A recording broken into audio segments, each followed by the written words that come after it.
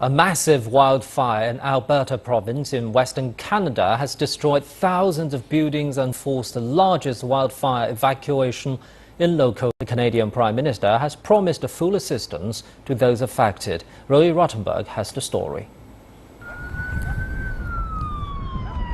Where there's smoke, there's fire, and lots of it. Authorities say the flames burning in Western Canada's oil-rich province of Alberta are only getting bigger by the day. The blaze, which broke out on Sunday, has now spread to cover an area bigger than New York City.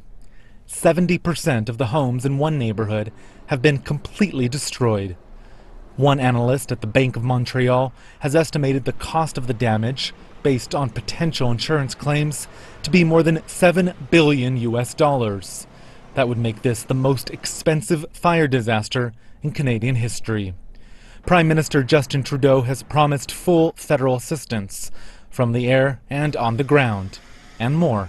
Today, I'm pleased to announce that in addition to the Government of Canada providing future assistance through the Disaster Financial Assistance Arrangement, the Government will also be matching individual charitable donations made to the Canadian Red Cross in support of disaster relief. This image from space shows how the blaze has surrounded much of the city of Fort McMurray. Most of its nearly 90,000 residents have been evacuated.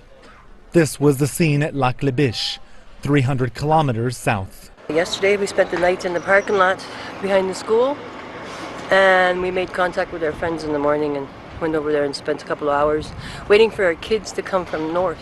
Many have had to evacuate multiple times as the spreading flames threatened once safe areas.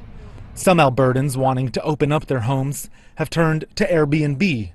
The popular vacation rental website is connecting them with those who are in need of free accommodation. For now, high winds and high temperatures mean they won't be going home anytime soon.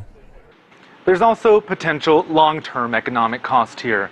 This is oil sands heartland, and many production centers are shutting down as workers evacuate. With 60% of Canada's crude oil output comes from Alberta, and much of that is exported right here to the U.S.